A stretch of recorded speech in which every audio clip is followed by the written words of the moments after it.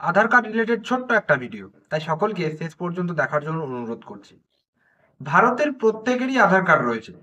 আধার card যখন যে সময়ে লাগে প্রত্যেকে আধার কার্ডে জেরক্স করে 1 কপি করে দিয়ে দেন। অথচ আমাদের আধার কার্ডে গুরুত্বপূর্ণ কতগুলো কাজ রয়েছে বা কতগুলো আপডেট রয়েছে সেই বিষয়ে আমরা অতটা ভালোভাবে জানি না। যারা ডকুমেন্ট সম্পর্কে অবগত বা ডকুমেন্ট সম্পর্কে সতর্কিত, তারা সচরাচর প্রত্যেকটা ডকুমেন্টস একদম সঠিকভাবে করে রাখে, ওকে করে রাখে। কিন্তু আমাদের ভারতে বেশিরভাগই মানুষই কিন্তু চাষাবাদি করে খায়। তো সেক্ষেত্রে অনেকের কিন্তু এইসব ডকুমেন্টস সম্পর্কে সঠিক তথ্য থাকে না। এখন এই আধার কার্ডে মোবাইল নাম্বার লিঙ্ক করাটা খুবই গুরুত্বপূর্ণ হয়েছে। এবার অনেকে এটাই জানে না যে তার আধার কার্ডে মোবাইল নাম্বার লিঙ্ক রয়েছে না লিঙ্ক নেই।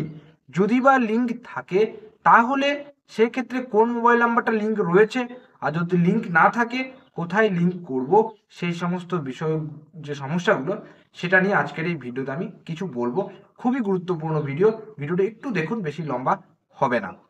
অনেকে এই আধার কার্ডটা বিভিন্ন জায়গায় দেন, এবার সেক্ষেত্রে আধার কার্ডে ওটিপি লাগে কোনো কাজের ক্ষেত্রে। এবার আপনাদের মুশকিলটা হয় আপনারা আধার কার্ডে ওই মোবাইল নাম্বার লিঙ্ক আছে কিনা সেটাই জানেন না, আর যদি থাকে কোন মোবাইল লিঙ্ক কবে মানতান্তর আমলে করেছেন ভুলে গেছেন। আপনার আধার কার্ড লিঙ্ক কিভাবে করবেন? এখন অনেকে বলছে যে ঘরে বসে আধার কার্ডের সাথে মোবাইল নাম্বার লিঙ্ক হয়ে যাবে। সেই বিষয়টা কিন্তু সত্য নয়, মানে সঠিক বিষয় কিন্তু নয়।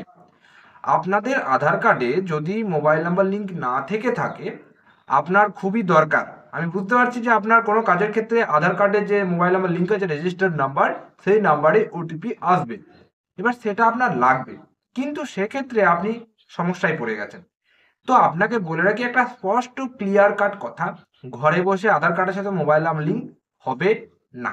আপনাকে কিন্তু নিজেকেই কোথাও গিয়ে অনলাইন সেন্টারে, যেখানে সিএসসি রয়েছে, সিএসসি সেন্টার বা কোনো আধার সেন্টার যেখানে আধার কার্ডের কাজ হয়, সব থেকে সহজে আমি আপনাকে বলে দিচ্ছি পোস্ট অফিস। যে শাখা পোস্ট অফিসগুলো রয়েছে গ্রামের, সেই পোস্ট অফিসগুলোতেও কিন্তু আধার কার্ডের সাথে মোবাইল নাম্বার লিঙ্ক হয়। আপনারা একবার খোঁজ নিয়ে নেবেন।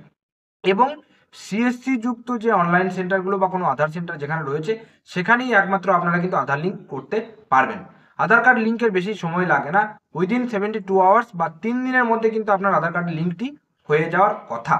অনেক ক্ষেত্রে বেশি সময়ও লাগতে পারে যদি কোনো সমস্যা থাকে। তো তো আপনাদেরকে অনুরোধ করব যে সঠিক বিষয়টি জেনে নিয়ে আগে সেই সব জায়গাতে কিন্তু আপনারা করতে যান।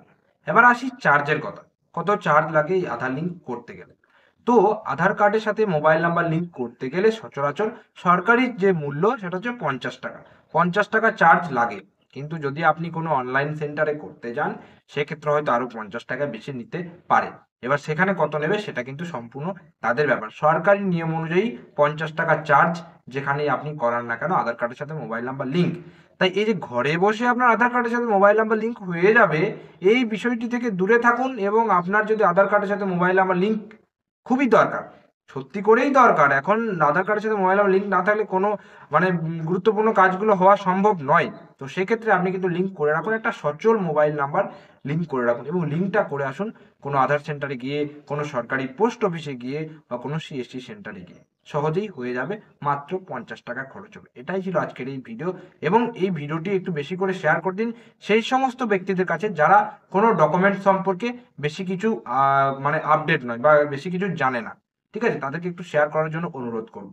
তো দেখা হচ্ছে পরের কোনো ভিডিওতে। ততক্ষণ পর্যন্ত প্রত্যেকে সুস্থ থাকুন, ভালো থাকুন, টাটা এবং ধন্যবাদ সকলকে।